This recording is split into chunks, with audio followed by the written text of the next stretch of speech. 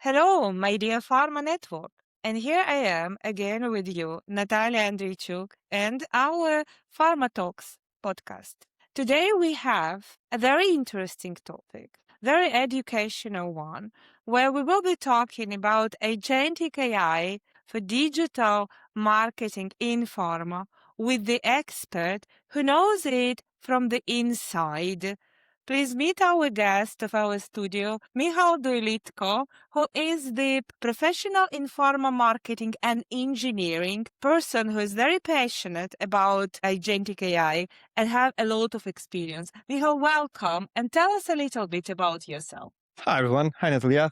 First of all, thank you so much for having me here. It's a pleasure. So, like you mentioned, I've spent over 10 years at Pharma leading the tech teams and product teams to stay on the edge, and I witnessed how the AI evolved within the pharma space. So how it changed how we work, and how the processes are built, how the workflows, how the entire businesses are structured around the goals and supported through the AI. Very recently, I got super passionate about the AI inference runtime and the optimization of it. So focusing on how to make the AI run fast and efficiently at the same time at the cost-effective manner for the organizations. That's taking us at another level. We are now talking about the speed of AI, which might be the another level of understanding how the entire AI, agentic AI ecosystem is functioning. However, bringing the other angle, going back to the, I would say, more helicopter view of the pharma digital marketing and how agentic AI has changed us in this sphere. So from your experience, Michal, what are the changes for pharma? So obviously AI is changing rapidly. So we see breakthroughs every few weeks. We started off with Gen AI helping us to maybe generate content, generate images. And it was sort of like a chat type of an experience where AI answered questions. And right now, when we enter the agentic space, we moved from answering questions into AI being autonomous and taking care of the entire processes and orchestrating workflows behind the scenes. So from answering to our questions to actually taking actions on our behalf.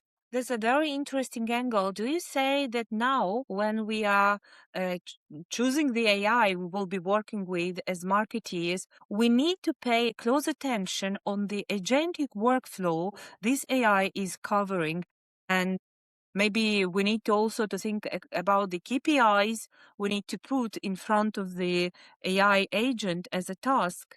So what is your opinion? Exactly. So I think we could use and treat AI just as our regular workforce. So just like we have a development plans and objectives set to our employees, we need to approach the same manner in the same fashion with the AI. So we need to set the clear goals, clear boundaries, because AI performs best when it has a very clear guardrails and objectives, what it needs to do, and what are the KPIs it's going to be measured on. And then I think it can be very, very effective. But what I want to pay attention to and bring your focus on is maybe not think about agentic AI as a mean of fine-tuning existing the ways of working, but rather an opportunity to completely reimagine entire workflows and think about from scratch how we could leverage agentic AI to drive our strategy. That's amazing because many of our clients today, many of our partners today, they still see AI. I wouldn't say the black box, but the magic wand, which will be just listening to them and performing, which is not exactly the way which is building trust between the human and the AI, right? So the way is to understand the workflow this agent is covering for you. The way is to understand the KPIs you put in front of this agent as in front of your teammate, and then you have the real play. Where does it take us in the company, on the company level, as the pharma company having a lot of AIs? I have been talking with someone from Takeda recently, and they say they have developed over 600 agents. in Takeda. So, but going forward, if we are talking on the level of the organization, of the company, how does it change the way we will be working tomorrow? So first of all, when we think about AI and make it efficient, and the keyword you mentioned is trust. I think there are no trust breakers in pharma, right? So when we set up AI infrastructure and agentic landscape, we need to make sure that what we put has a full auditability, traceability, and is compliant with all the regulations. So that's like a guardrail we cannot breach, right? Yeah. And that's the starting point. But then the second part that is a prerequisite for even thinking about having a successful agentic AI setups is the data foundation. So I think about AI just like a fast train. So you cannot deploy a fast train on a broken tracks. It's not going to move fast. So you first need to get the data foundation, the rails, in a good fashion. And once you solve that, then making AI and agents working on top of it will be much, much easier and flawless. That's true. That's so true. We are talking a lot about the data and building trust, building on the trustworthy sources, knowledge base and data. And that means like we are all going rounds and rounds about that. Whether I'm thinking about more of how the trust will be born by killing this, illiteracy problem, because not all of us can understand on this exact data level that I can trust AI, because this is a trustful data. Yeah. Also, I need to trust because I am not afraid of losing my job. I have another partner in AI, like this agent is my colleague, actually, who is not hunting my job. So, and this is the other level of conversation. How do you understand from any perspective the combination of human and AI work? So how we set up trust over there on that level? So I think you touched on a very important topic on making sure that our people are skilled and are not afraid of using AI. And that requires continuous upskilling of our employees. So it's not just a matter of one-time big bang campaign of making our people stronger with AI, because the AI, as we mentioned, evolves so fast that this needs to be a continuous process, right? So when people feel comfortable with using AI and they have space to make smart decisions, take smart risks, which when it's justified, and we allow them to have an autonomy, but within the safety guardrails, then we can observe organizations to move much, much faster. I think sometimes the trap is that we want to create like a central team that's going to help the entire large organization with AI adoption. But then very soon we hit the bottleneck. Like there's just limited capacity anything can accept, right? So I think what the central teams can do is they can set standards, like what are the tools, how we approach security. But then it's up to even the small teams, but every individual to make sure that we know how to leverage the power of AI. And I encourage everybody to just spend a lot of time, even like invest any time you have into making sure you're up to date with the breakthroughs of AI, because it's moving very, very fast. That's very interesting, this continuous learning and continuous education at every level of organization. That means like we will be growing the new skills, right? And even the new roles. I have been recently talking to the marketing professional in US, so where we were on the Reuters Pharma in US recently, and they were discussing the ideal scenario when the marketeer in pharma just talk to the agent, and the agent understands the need of the brand and the recent scientific developments and the market developments, understanding the segmentation perfectly well, creating the journey to these personas, creating the content and showing everything to this marketeer in the Salesforce Marketing Cloud as an example, right? So, and this is was a dream for me. Does it mean, so from the technology perspective, we are ready for such dreams? These dreams came true already for small and medium businesses. So we saw OpenClaw, the most successful open source initiative in the world's history. So within a month, it took off and gained so much traction. It's now having a larger community than the Linux built over 30 years. And not sure if you had the chance to follow the NVIDIA GTC conference last week, where the NVIDIA CEO announced an NVIDIA flavor of OpenClaw that is a bit more secure. It's like an extra layer on top of OpenClaw. And that allows us to build that vision that you just mentioned, where I can imagine a brand manager having that OpenClaw partner where every digital campaign has its own agent overlooking it. And then you can have an orchestrator on top of it that makes sure that the campaigns are well orchestrated between each other, so we don't build like over communicate with our customers and patients. And that is all aligned with the general strategic and vision of the company. But this is already happening at the level of small and medium businesses. So the technology is there.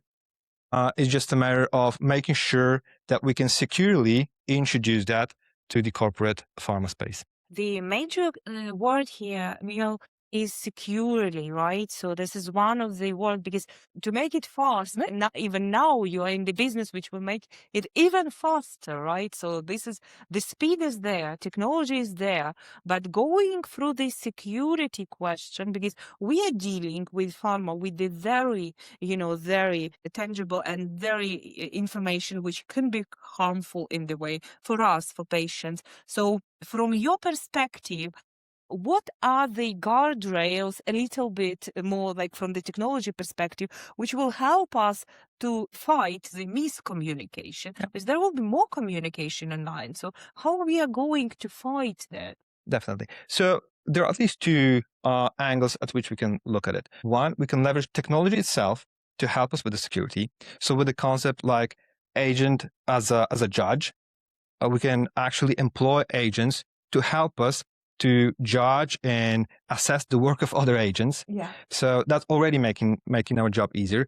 But then at the end, especially in a highly regulated area like pharma, we may need human in the loop. So you can imagine a MLR process.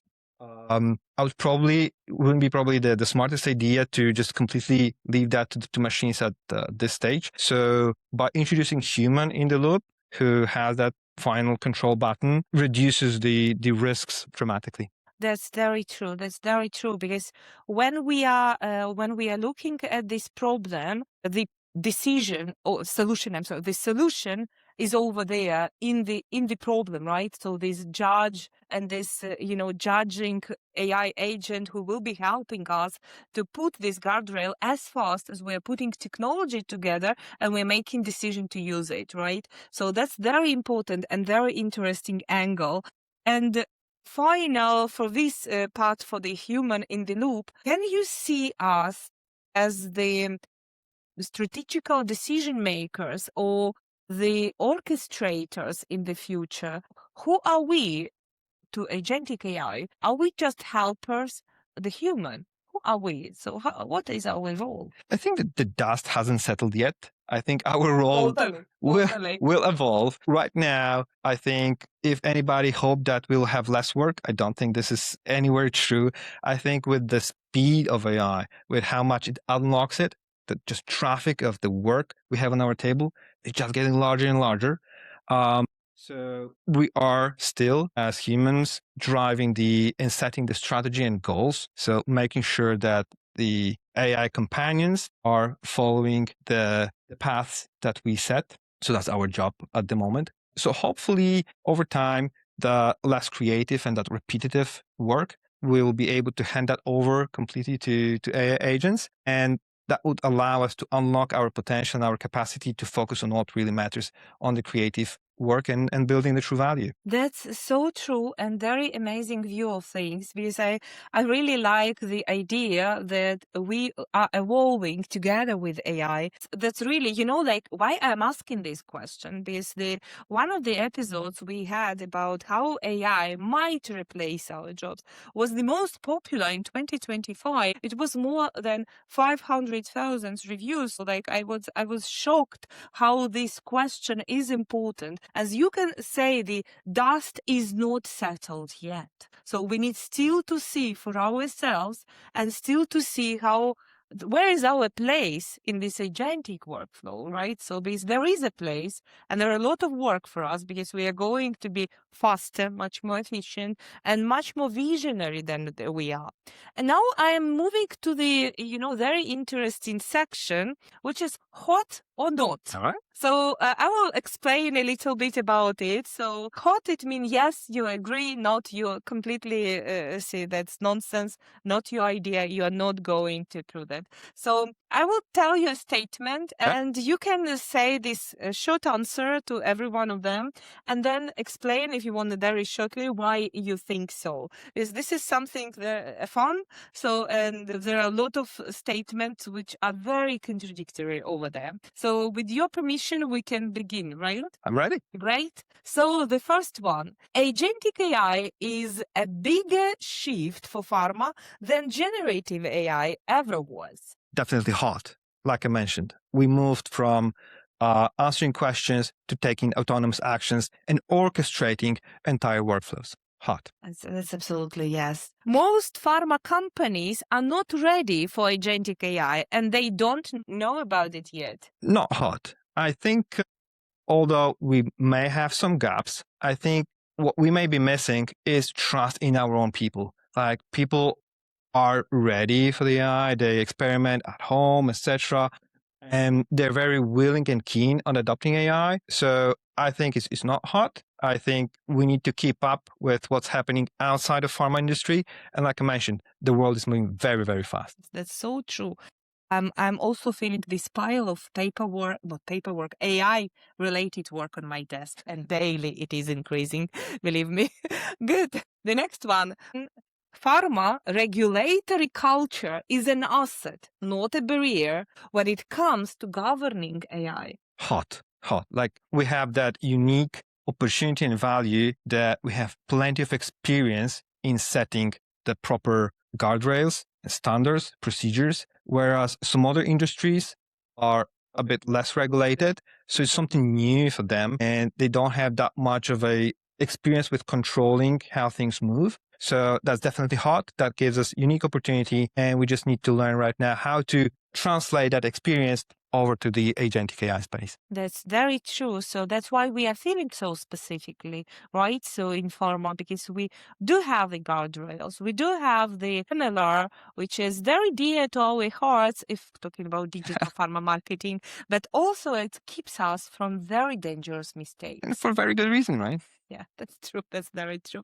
The next one, the companies that win with the agentic AI will be the ones that invested in data foundations 3 years ago. Definitely hot. That makes AI adoption so much easier. When you have this data foundation ready, then the agent, the technology, has the fuel to work on. The output of the AI can be only as good as the data input is. That's so true. Like I have heard this statement thousands of times, like the data, the good data in, the good result out, either interpretation of this very phrase, but even with the past, like modular content, like having all this standardization of the data in marketing, we were not really even seeing the importance of that process, right? Even close. Because now, like, who never done that, they're finding some life hacks, some, I don't know how to get about this. And that's not the problem is it doesn't sell that easy. It's not that catchy. We tend to maybe put too much focus and attention to choosing between this and that AI model and comparing benchmarks, but forgetting that even the best model need to have a solid foundation to work on. That's true. That's very true. So this foundation is what we need, and we need to be really trusting it. The next one, human oversight of agentic AI in regulated industries is non-negotiable. Hot. We don't have choice in some areas. Simply the regulations tell us that we need to maintain human in the loop. So this is not a topic that we could discuss and change, but still, at this stage, I think having that human in the loop not only allows us to making sure that what we do is secure and safe, but also gives an opportunity to observe and learn, gain more experience, and then to apply that continuous improvement mindset over what we're seeing to evolve and get the entire setup and landscape better and better. That's very true, because what I can see among our pharma colleagues, so we are evolving and learning so fast, so rapidly. If you can see now the presentations we have now about AI, they are so scientific. There are a lot of proofs and facts which we never had before, because like we see 3 years back, they were very superficial, very high level, very much outside of the details. Now we are so much knowledgeable that we can really take the control over this technology and help us to evolve. That's very true. So this oversight helping us. The biggest risk in agentic AI for pharma is moving too slowly, not too fast. Moving slow, is it a risk? It's definitely a risk because we don't want to be left behind. Again, to that train analogy, that train is moving really fast. We don't want to be left at the train station. So we need to be ready to jump on that movement. So we need to have courage to experiment, to move at pace, but at the same time, moving overly fast and giving like full autonomy without baked in security and guardrails from the start poses more risks than the potential profit in highly regulated area. You know, like all of these conditions of fast movement makes a lot of sense for agencies, vendors to collaborate together, to bring the technology stack together, to build on the fastest technology available, to make sure that we can bring this secure environment to the client. So it really help us to augment our work as well. So that's how I can see the situation. And that's why so many joint ventures and so many partnerships are just growing as we are talking about them. I think the area where we need to be quick and fast is in upskilling our people, our talents, making sure that we have the skills necessary to fully leverage the power of agents. And the time is very young over there. So it's just the time of learning and upskilling the team. So that's why we need to pay a proper attention to this learning, training, change management, skills development. This is very true and very honest feedback. Michael, thank you very much. So that was an amazing conversation. I think we have triggered a lot of facts, a lot of topics, which might trigger the actions from our audience, from our listeners. So with us was Michal Dojlidko, so who is the AI is professional and also professional in pharma digital marketing as well as the technology for it. So thank you very much for being with us, and your answers very nicely fitting the asks from our audience. Thank you so much for the invitation. It was my pleasure. Thank you and goodbye. Thank you. Bye-bye.